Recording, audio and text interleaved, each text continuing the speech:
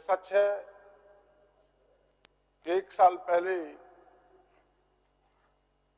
जब सरकार बनी, गठबंधन की सरकार आदरणीय हेमंत जी के नेतृत्व में, तो परिस्थितियां बड़ी विकट थी, विषम थी और विपरीत थी।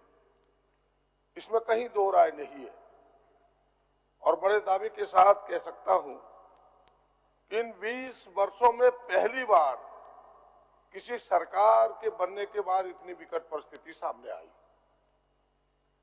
पिछली सरकारों ने जिस प्रकार से खजाने को खाली कर दिया था, अपने भी लूटा, दोनों हाथ से लुटवाया, कई जांच अभी चल रहे और खजाने किस स्थिति में है, जनता जवाब मांगती थी। काम विकास के बंद थे, लाल बत्ती जल चुकी थी सरकार की। सरकार को काम के विरुद्ध पेमेंट के लिए पत्र लिखना पड़ा कि भाई पेमेंट बंद रहेगा। फिर सरकार ने एक श्वेत पत्र जारी किया। ये पहली स्थिति आई हमें लगता है कि 20 वर्षों में कि सरकार को अपने खजाने के बारे में जनता को बताने के लिए श्वेत पत्र जारी करना पड़ा। इस विकट स्थिति की जायजा आप इसी से समझ सकते हैं अध्यक्ष महोदय। और उस विकट परिस्थिति में जो मैंने श्वेत पत्र देखा था, जो मुझे जानकारी है कि पिछली सरकार ने इस प्रकार से लुटाया था कि 21,000 करोड़ तो केवल बिजली विभाग की देनदारी थी। ये छोटी मोटी देनदारी नहीं थी, एक विभाग की देनदारी 21,000 करोड़ थी अध्यक्ष महोदय। और वो केवल एक विभाग की बात आप मत कीजिए अध्यक्ष महोदय। और ऐसे समय में जब बिजली की 21,000 की देनदारी हो, अभी एक सदस्य ने उठाया, और वैसे समय में फिर जो भारत सरकार के लोक उपक्रम डीबीसी जैसे लोक उपक्रम का सरकार पर दबाव कि पैसा दो ना तो बिजली कट जाएगी, बीच में बिजली कटी भी। मैं इसलिए इस परिस्थिति का जिक्र कर रहा हूं अध्यक्ष महोदय। और इतना ही नहीं, आपने देखा होगा किसी काल में पहली बार भारत सरकार ने दोनों हाथ उठा के कह दिया कि जो जीएसटी के हिस्से हैं उन हिस्सों को भी मैं नहीं दूंगा, राज्य कहीं से बैंक से लोन ले ले। पूरे देश में हाहाकार मच गया, या राज्य भी उसका हिस्सा बन गया। भाई काम हो तो कैसे हो। हमें लगता है कि विपक्ष को ये बातें सुननी चाहिए थी और उन्हें इसके बारे में कहना चाहिए था कि भाई यह परिस्थिति क्यों पैदा हुई, किस प्रकार की परिस्थिति में सरकार चली अध्यक्ष महोदय। और साथ ही जो भाजपा के केंद्र में शासन है, सबको पता है कि जो गैर भाजपा शासित प्रदेश है उनके साथ उनका क्या सौतेला व्यवहार है। उनकी तो कहानी ही अजब है। अपनों को भी नहीं छोड़ता है तो दूसरों की तो बात छोड़ दीजिए। अरुणाचल प्रदेश में जदयू जो बिहार में सरकार है, उसके 6 विधायक को अपने झोली में ले लिया, तो आपको कैसे छोड़ेगा। यहां भी एड़ी चोटी एक किए हुए, भले उनकी दाल ना गल रही है, वो सरकार को अस्थिर करने में लगी। ये विकट परिस्थितियों में मैं इसलिए थोड़ा जिक्र किया। और सरकार ने जो प्रयास किए, और इस विकट परिस्थिति में बीच में आपने देखा होगा कि उनके अठवाले एक मंत्री आए थे जो महाराष्ट्र के रहने वाले, उन्होंने कह दिया मुख्यमंत्री जी को कि एनडीए में आओ तब पैसा मिलेगा। बताइए, ये संघी ढांचे पर गाली नहीं तो क्या है। क्या कोई सरकार दूसरे दलों की नहीं चल सकती। आप कहते हो कि एनडीए में आओ तब तो भारत सरकार पैसा देगी। महोदय, ये इस विकट परिस्थिति में मैं कह सकता हूं कि अगर राज्य सरकार ने आदरणीय हेमंत जी के नेतृत्व में जो प्रयास किया है, इस घने कोहरे बादल से चीरते हुए इन बादलों को एक बाज की तरह, मुझे 2 पंक्ति याद आती है। वो पंक्तियां इस प्रकार है कि बारिश के दौरान सारे पक्षियां आश्रय की तलाश करते हैं।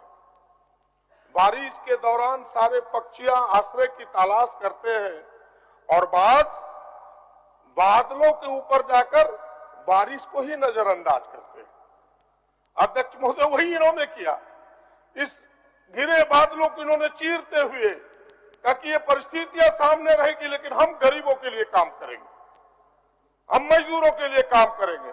और उसी समय लॉकडाउन पूरे देश में, प्रधानमंत्री ने एकाएक घोषणा कर दिया। कौन कहां है, किस चौराहे पर खड़ा है, कैसे जाएगा नहीं जाएगा, थोड़ी भी चिंता नहीं की। और सबसे विकट परिस्थिति, कुछ लोगों ने तो यहां तक अखबारों में लिखा कि देश के विभाजन के समय जिस प्रकार के विभत्स दृश्य देखने को न मिले जब हिंदुस्तान पाकिस्तान बट रहा था, तो इस कोरोना काल में वो दृश्य देखने को मिला। अध्यक्ष महोदय बताइए, एक महिला मुंबई से चलती है, गर्भवती महिला, अपने 8 वर्ष के बेटे को लेकर के, और रास्ते में वो महिला कहती है रोते हुए अपने बेटे को कि मुझे प्रसव पीड़ा हो रहा है बेटा, मैं जंगल और झाड़ की खोज करता हूं, तुम्हारे दूसरे भाई को जन्म दूंगा। अध्यक्ष मोदी, ये परिस्थितियां थी। मैं बधाई देना चाहता हूं सरकार और उसके पूरे महकमे को, तो बड़ी अपने कुशल प्रबंधन, धैर्य और साहस के साथ पूरी व्यवस्था को आपने ठीक तरीके से डील किया और लोगों को सकुशल वापस लाया। बताए हमने देखा इस महामहिम के भाषण के कुछ अंशों को कि खंड 5 और खंड 6 में उसका कुछ पंक्तियों में उन्होंने वर्णन करने का, कहने का प्रयास किया है कि किस प्रकार से नियंत्रण कक्षा स्थापित हुआ, इनके एक एक अधिकारी लगे। क्या सच नहीं है जो कह रहे थे कि कल तक की ये झूठ का पुलिंदा अभी कह के गए? क्या वो बताएं कि यहाँ 2 लाख मजदूरों के 1,99,226 मजदूरों के खाते में सरकार ने 1,000 रुपया नहीं दिया? क्या ये झूठ है? क्या ये झूठ, ये सच नहीं है कि दीदी किचन एक एक गरीबों के भोजन के लिए चला? क्या ये सच नहीं है कि एक एक पंचायतों में भोजन की व्यवस्था की गई? क्या ये सच नहीं है? बताएं हमें भारतीय जनता पार्टी के लोग, क्या ये सच नहीं है कि जिनको कार्ड नहीं था उनको भी राज्य सरकार ने राशन उपलब्ध कराया? अध्यक्ष महोदय, इसलिए मैंने कहा कि कुशल प्रबंधन और कुशल व्यवस्था से सरकार ने जो अपना कदम बढ़ाया वो काबिले तारीफ है। भले ये छोटा प्रयास देखने में लगता है, बूंद भी छोटा लगता है अध्यक्ष महोदय, लेकिन बूंद जब लगातार बरसता है तो नदियों में बाढ़ आ जाती है। ये प्रयास छोटे जरूर है, लेकिन ये प्रयास उसी तरह से बाढ़ और उफान ला दिया गरीबों में, इसलिए इन्हें थोड़ी जलन होती है। अध्यक्ष महोदय, मैं बहुत कुछ ना कहते हुए मैं केवल सरकार के सामने जो परिस्थितियां थी एक वो भी कि सरकार अभी प्रयास कर रही है, कह रहे कि अभी जो सुबह बात चली थी कि नियोजन नीति की, भाई इतनी चीजों को पेचीदा बना दिया है पिछली सरकार ने। पाप की गठरी इतनी भारी हो चुकी है कि 5 साल तो उस गठरी को खोलने में लग जाएगा सरकार। थोड़े तेज रफ्तार करनी होगी सरकार को, मैं सलाह देना चाहता हूं। उनके पाप इतने गहरे हैं कि आपको हाई पावर डिटर्जेंट लगाना होगा, नहीं तो पाप नहीं धुलेगा। हेमंत बाबू, बता देता हूं, जिस प्रकार से नियोजन नीति को उन्होंने उलझाया, जिस समय नियोजन नीति लागू था, मैं उस विधानसभा में पहला व्यक्ति था अध्यक्ष महोदय, हमने खड़ा होकर कहा था कि ये हाई कोर्ट में टिकेगा नहीं, आप लोगों को बहला रहे, फुसला रहे, और सच यही हुआ। वो बहलाने फुसलाने का नियोजन नीति था, वो सच में झारखंडियों के हक में नहीं था। अगर झारखंडियों के हक में होता तो आज हाई कोर्ट भी मुहर लगाती, सुप्रीम कोर्ट भी मुहर लगाती।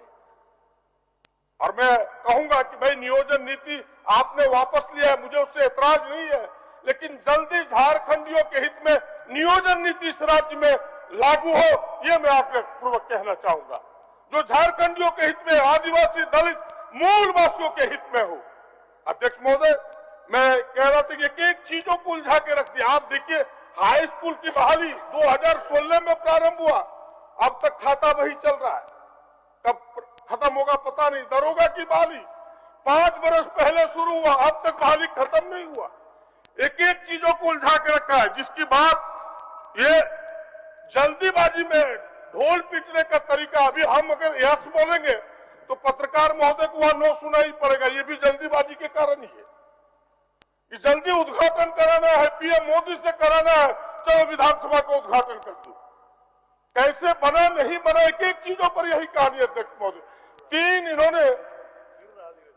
3 मेडिकल कॉलेज, आपको याद होगा कि 3 मेडिकल कॉलेज इन्होंने प्रधानमंत्री से उद्घाटन करा दिया, दुमका, पलामू और हजारीबाग। अध्यक्ष महोदय, तीनों मेडिकल कॉलेज का क्या हुआ आज? हर उसके परिणाम क्या है? आज छात्र भुगत रहे हैं। अब कह दिया, सुप्रीम कोर्ट ने भी कह दिया कि उस समय 2019 में सरकार के अधिकारियों ने जो हलफनामा दायर किया था वो गलत था, यानी लोगों कोर्ट को भी झांसे में रख दिया उन्होंने। अध्यक्ष महोदय, आज उसके परिणाम हुए कि अब उसमें एडमिशन नहीं होगा, और उसमें वाहवाही लूट रहे थे कि हम 3 मेडिकल कॉलेज कर दिए। इसलिए मैं एक चीजों को कह रहा हूं कि इनके एक चीज उलझा हुआ। अध्यक्ष महोदय, हमको आरजेडी का भी एक पत्र आया कि नहीं, आपको मैं समर्थन कर रहा हूं, अपनी बात कह दीजिए मेरे बदले में, इसलिए उनका भी समय, क्या मंत्री जी उन्होंने भी कहा, इसलिए उनका भी समय ले रहा हूं, थोड़ा सा समय। हाँ, बस थोड़ा 2-3 मिनट दीजिए, कुछ चीजें कहना चाहता हूं।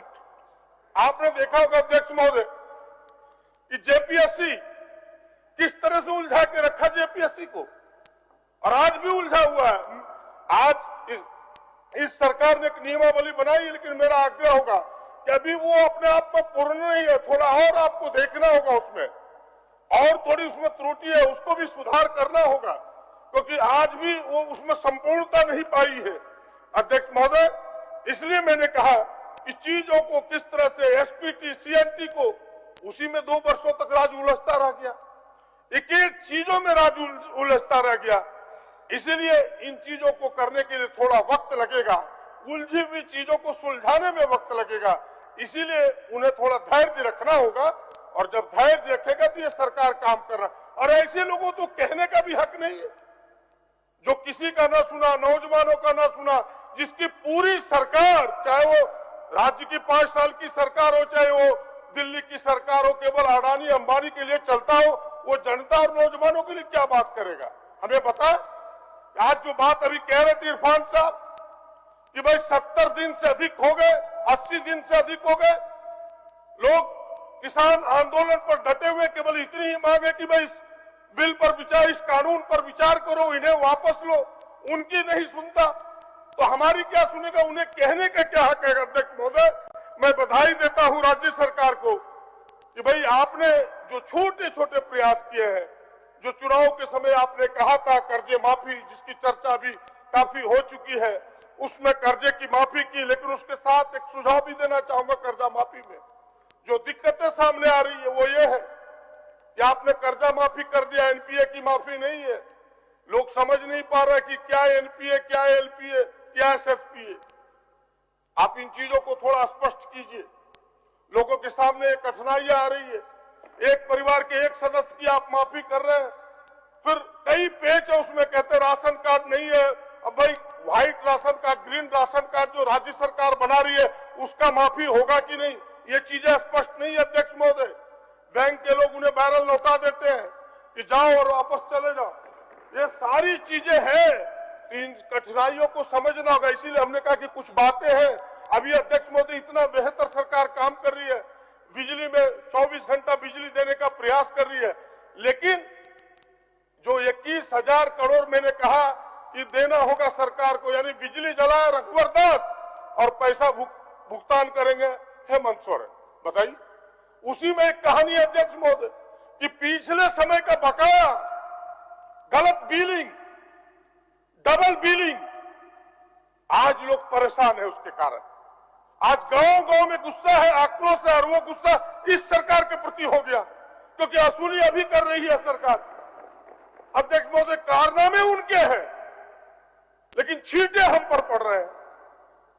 मुख्यमंत्री जी से आग्रह पूर्वक कहना चाहूंगे कि विभाग भी आपके जिम्मेवारी भी आपकी है।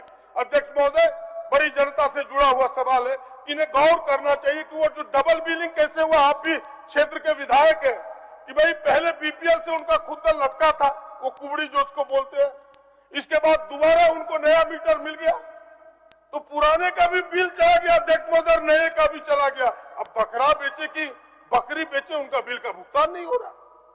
कहानी ये है, इन चीजों को समझना होगा। और हमें लगता है कि केवल अफसर के भरोसे छोड़ने से नहीं होगा। अफसरों को कदापि कुछ ही अफसरों को गरीबों का दर्द हो सकता है, वरना मैं दावे के साथ कह सकता हूं कि वो दर्द का एहसास वो अफसर नहीं कर पाएगा जो जनप्रतिनिधि करेगा। इसीलिए आप एक जनप्रतिनिधि, ऐसे राज्य के मुखिया, आप इसे एहसास कीजिए और उस दर्द से उन्हें निपटारा कीजिए। अध्यक्ष महोदय, मैं बहुत लंबी बात न करते हुए केवल 1-2 बातें कहते हुए कि भाई आपने 5 चापाकल तो दिया है, जिसकी चर्चा होती है, पीठ थपथपाई जा रही है, मैं भी आपको बधाई देता हूं। लेकिन जो 1 साल से हमारे चापाकल मरम्मती के बिना अभी आने वाला है, अभी तक आपका टेंडर नहीं हुआ, साल पूरा होने को है। बात कटु जरूर है लेकिन सत्य है, इसलिए मैं रख रहा हूं आपके सामने कि एक चापाकल का मरम्मत आप 1 साल में नहीं करा पाए। सच यही है। पैसा आपको अभी आवंटित हुआ, आपके अफसर अब तक गिन ही रहे कितना मिला, नहीं मिला, कब करेंगे, कौन करेंगे, नहीं करेंगे। भाई इसको तो विदिन 7 डेज 7 दिनों के अंदर टेंडर कराइए और 15 दिनों के अंदर सारे चापाकलों की मरम्मती करा के फिनिश कीजिए। काम तो ये होनी चाहिए। इस रफ्तार से आपका मान्य सदस्य कंक्लूड कर रहा हूँ। थोड़ी बात कहते हुए, जो बातें आपने कही थी, आप भी खुद उसमें भागीदार थे, सरकार भी भागीदार है। सरकार प्रयास कर रही है अनुबंध कर्मियों का, चाहे पारा टीचर हो, चाहे नौजवानों के, चाहे वो सेवा किसी क्षेत्र में हो, चाहे आप देख लीजिए मेडिकल के क्षेत्र में नर्सेस हो, चाहे किसी के हो, जिन अनुबंध कर्मियों को नियमित या उन्हें विशेष सुविधा देने की आपने बात कही थी, उनमें उकताहट है। धीरे धीरे उनमें भी आक्रोश पनप रहा है। वो आक्रोश ना पनपे, आप पर विश्वास है, इसलिए अब तक सड़क पर लोग नहीं उतरे हैं। यह विश्वास ना टूटे सरकार के प्रति, जो विश्वास नौजवानों ने चुनाव के समय झूम झूम करके वोट दिया आपको, यह विश्वास आगे भी कायम रहे। इसका जल्दी समाधान कीजिए, जो करना है। ये मेरा आपसे विनती होगा, ये मेरा आग्रह होगा। और बीत रहित शिक्षा नीति, यह जो कोड बना हुआ है वर्षों से, यह भी समाप्त होना चाहिए। अभी अल्पसंख्यक विद्यालय में के बारे में थोड़ी चर्चा हुई है कि आपने करने का प्रयास किया है। मुझे विश्वास है कि आप अच्छे ढंग से काम कर रहे हैं, हम सबका पूरा सहयोग है। आप उनकी परवाह मत कीजिए। भाई ये चीजें वो उठाते रहेंगे, उनका काम है। आपको अड़चन डालना, मुश्किलें आती रहेगी, लेकिन आप संकल्पित व्यक्ति की तरह आगे बढ़िए। और संकल्प के सामने कोई मुश्किल टिकता नहीं। मैं यही कहूंगा अंत में, यही जज्बा रहा तो मुश्किलों का हल निकलेगा। यही जज्बा रहा तो मुश्किलों का हल निकलेगा। जमीन बंजर हुई तो क्या यही जल निकलेगा। यही जज्बा रहा तो मुश्किलों का हल निकलेगा। बंजर रही भूमि तो क्या यही जल निकलेगा। ना मायूस ना घबरा अंधेरों से साथी, ना मायूस ना घबरा अंधेरों से साथी, इन्हीं रातों के दामन से तो सुबह कल निकलेगा। धन्यवाद, नमस्कार, जोहार।